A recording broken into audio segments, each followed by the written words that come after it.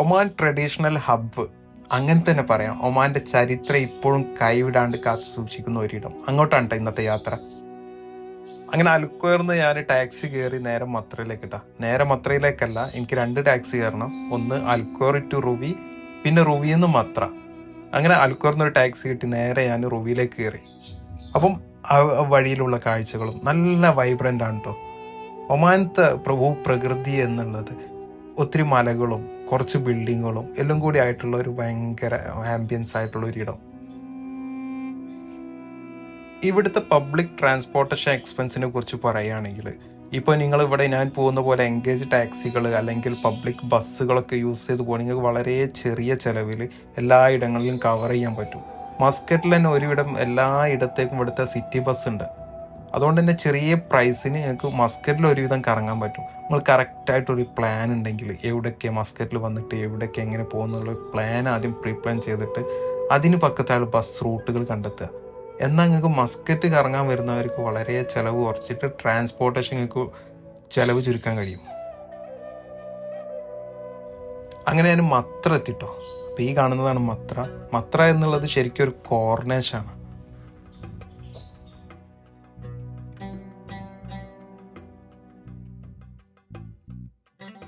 ഞാൻ ഇവിടെ എത്തുമ്പോൾ ഏകദേശം 6 മണി കഴിഞ്ഞിട്ടോ.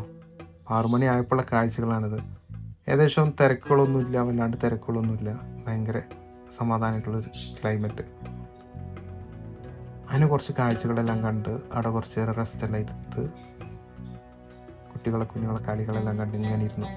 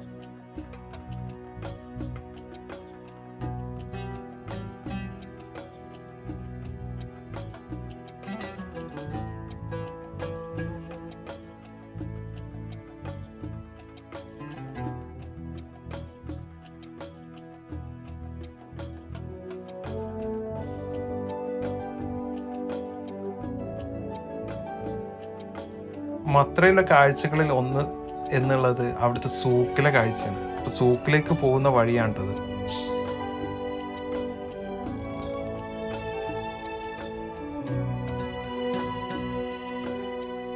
അതിന് ഒരുപാട് ആളുകൾ സമയം ചെലവഴിക്കാൻ ഇന്നൊരു സമയം, ഈവനിങ്, അത്യാവശ്യം ചൂടും കുറഞ്ഞ സമയം.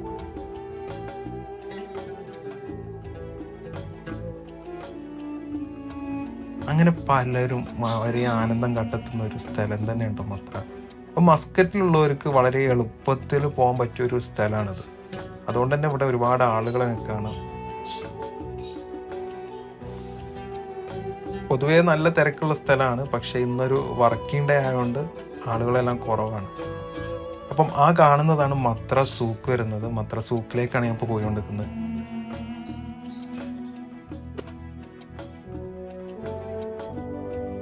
വർഷങ്ങൾക്ക് മുമ്പ് ബിസിനസ് ഹബ്ബായിരുന്ന ഈ ഒരിടം പിന്നീട് ഇവിടുത്തെ സാധ്യതകൾ മനസ്സിലാക്കി, ടൂറിസ്റ്റ് സാധ്യതകൾ മനസ്സിലാക്കി ഒരു മത്ര സൂക്ക് എന്ന ഒമാൻ പൈതൃകത്തെ നിലനിർത്തിക്കൊണ്ട് ഇവർ കൺവേർട്ട് ചെയ്യുകയായിരുന്നു.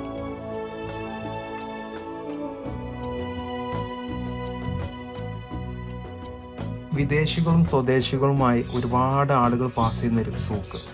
എന്നാലും നമുക്ക് ഈ സൂക്കിലേക്ക് കയറിയാൽ തന്നെ ഒരു റഷ് ഫീലോ അല്ലെങ്കിൽ ഒരു നോയ്സോ എക്സ്ട്രാ ഭയങ്കര ക്വയറ്റായിട്ടുള്ളൊരിടം. നമുക്ക് ഇതിലൂടെ നടക്കുമ്പോൾ തന്നെ ആ ഒരു സ്മെല്ലും ബഹൂർ സ്മെല്ലും ആ ഒരു പഴമ നമുക്കൊരു ഫീൽ ചെയ്യും.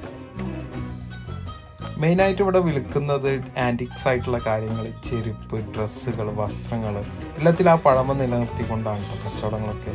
ഇവിടെ വരുന്ന ഭൂരിഭാഗം എല്ലാ കച്ചവടം ചെയ്യുന്ന ഒരു മലയാളീസാണ്. ഒരു 80% എനിക്കിവിടെ കാണാൻ പറ്റിയത് മലയാളീസാണ്.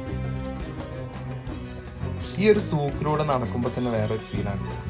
കാരണം അവിടുത്തെ ആ ഒരു സ്മെല്ല് എല്ലാം ആയിട്ട് നമുക്ക് ഭയങ്കര ഒരു നൊസ്റ്റാൾജിക് ഫീലായിട്ട് ഞാൻ നടക്കാം. ഒരു സൗണ്ട് ഒരു ക്വയറ്റായിട്ടുള്ള ഒരു സ്ഥലം. അങ്ങനെ അവിടുത്തെ കാഴ്ചകളെല്ലാം കണ്ട് ഇങ്ങനെ നടന്നു. ആൻറ്റിക്സും കാര്യങ്ങളും കളക്ഷൻസൊക്കെയാണ് ഇവിടെ കൂടുതലായിട്ടുള്ളത്. ആൻറ്റിക്സ് എന്നുള്ളത് ഒറിജിനൽ ആണോ എന്ന് നമുക്ക് പറയാൻ പറ്റില്ല, എന്നാലും അത് ആ ഒരു പഴമയിൽ തന്നെ നിലനിർത്തിക്കൊണ്ട് തന്നെയാണ് അവർ കച്ചവടങ്ങൾ ചെയ്യുന്നത്. വിദേശികളെ അധികം ഫോക്കസ് ചെയ്തുകൊണ്ടുള്ള കച്ചവടങ്ങളാണ് ഇവിടെ അധികം.